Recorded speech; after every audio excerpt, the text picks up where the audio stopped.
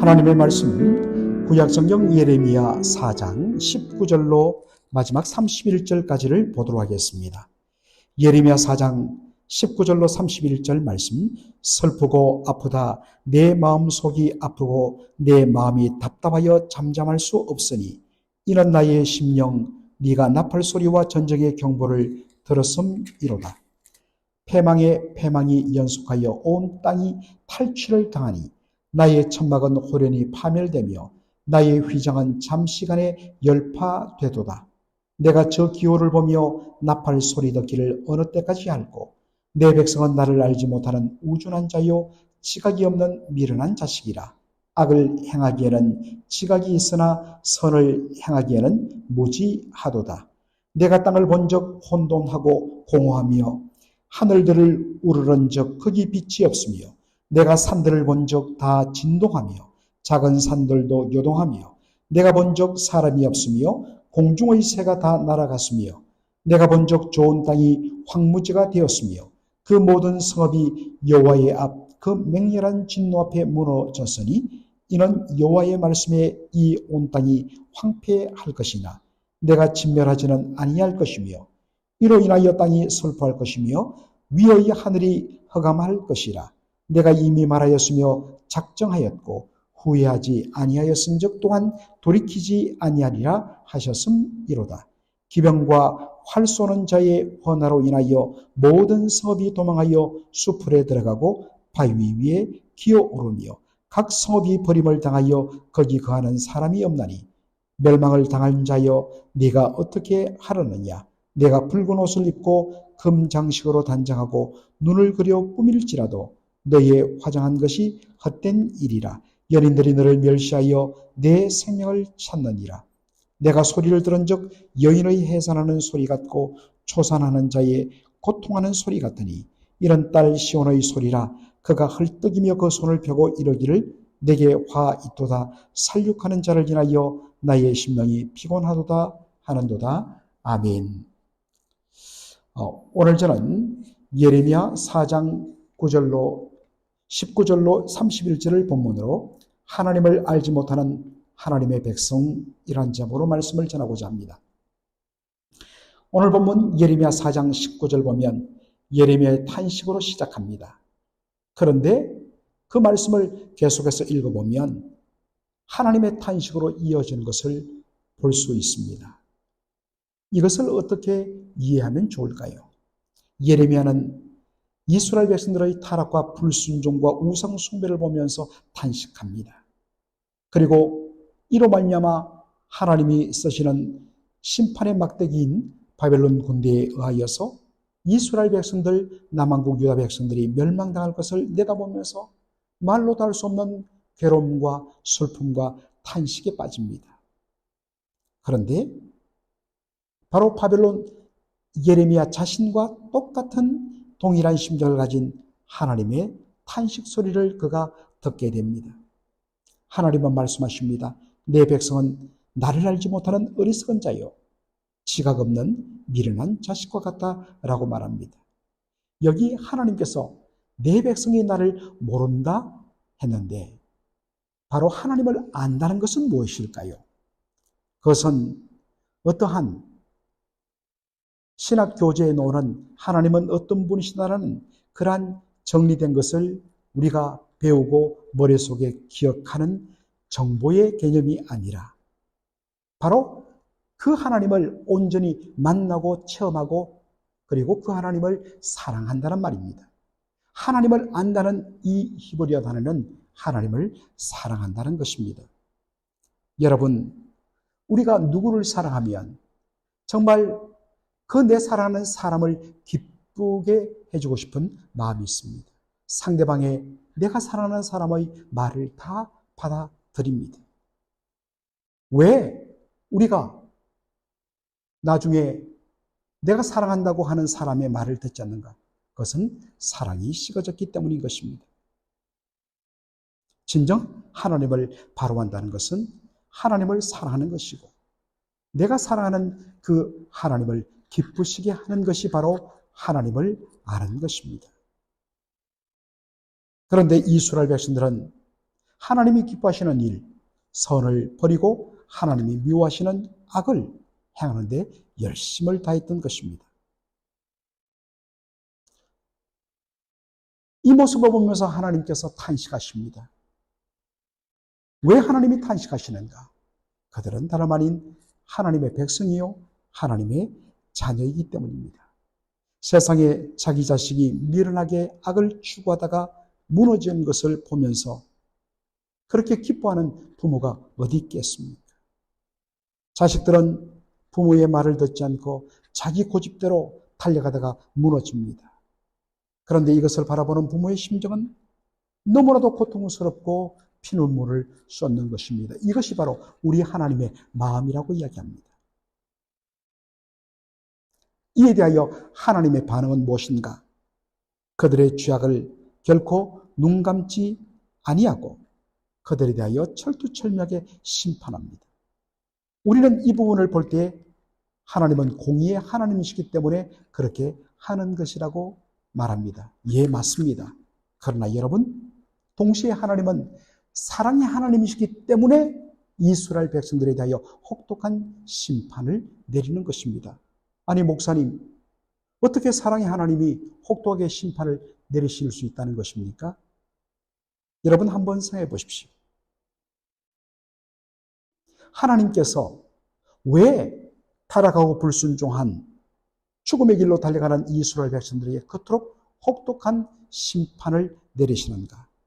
그것은 그 목적이 그러한 고통을 통하여서 자신의 죄를 깨닫고 그 죄악에서 떠나서 살아계신 하나님께로 돌아와 생명을 얻게 하려 함에 있기 때문인 것입니다. 그렇기 때문에 하나님은 그 백성을 사랑하시기 때문에 타락한 백성들에 대하여 처주철미하게 심판할 수밖에 없는 것입니다. 그런데 이 심판 속에서도 하나님의 놀라운 약속이 나옵니다. 온 땅이 황폐할 것이나 내가 다 진멸하지는 않을 것이다 라고 말합니다. 이것을 이사야 6장의 표현으로 바꾼다면 모든 나무가 다 베일지라도 나무의 밑동, 바로 밑둥, 그루터기는 하나님께서 남겨두신다 함과 똑같습니다. 왜 그렇습니까? 하나님의 심판의 목적은 이스라엘 백성들을 파멸시켜 완전히 이 땅에서 없애는 것이 아니라 고통을 통하여 심판을 통하여 그들이 회개하고 다시 하나님께로 돌아와 생명의 은혜를 회복하도록 하는 데 있기 때문인 것입니다. 이것 때문에 다 진멸하지 않고 조금은 남겨두신다는 것입니다. 그런데 이런 일을 당하면서도 정신 못 차리는 유다 백성들의 모습을 보게 됩니다. 예레미야 4장 30절에 멸망을 당한 자여 네가 어떻게 하려느냐? 내가 붉은 옷을 입고 금장식으로 단장하고 눈을 그려 꾸밀지라도 너의 화장한 것이 헛된 일이라. 연인들이 너를 멸시하여 내 생명을 찾느니라. 여기 붉은 옷을 입고 금장식으로 단장하고 눈썹을 그린다는 것, 이것은 당시의 창녀들의 모습을 이미지화한 것입니다. 창녀들은 사람들을 유혹하기 위하여 자신을 이토록 꾸미는 것입니다. 여러분, 모든 이스라엘 백성들이 당하는 바로 고통과 그 하나님의 심판의 근본 원인은 이스라엘 백성들의 영적인 간음 때문이었습니다. 다시 말해서 우상 숭배와 함께 그들의 타락된 부패한 삶 때문이었습니다. 그 결과로 그들이 지금 위기를 만나고 나라가 무너지는 바로 어려움에 처한 것입니다. 바로 이때 진짜 요구되는 것은 무엇입니까? 늦지 않았습니다. 하나님께로 돌아가기만 하면 됩니다. 하나님의 용서와 자비를 구하며 엎드리기만 하면 늦은 때는 없습니다. 그때가 가장 빠른 때입니다. 그런데 남왕국 유다의 왕과 백성의 지도자들이 어떡합니까? 하나님께로 나가지 않고 도리어 우상 숭배에 더 몰두합니다. 그리고 동시에 주변 강대한 나라들을 찾아다니면서 막대한 바로 돈을 바치면서 우리를 지켜달라고 통사정을 하면서 강한 나라를 의지하는 모습을 보여줍니다. 이것을 바로 자신을 화려하게 치장하고 사랑을 갈구하는 창녀와 똑같다는 것으로 성경은 지적합니다. 그런데 결과는 어떻습니까? 우상을 의지하고 세상의 강대국을 의지했던 그 결과는 너무나 허망하고 너무나 헛된 것이었습니다.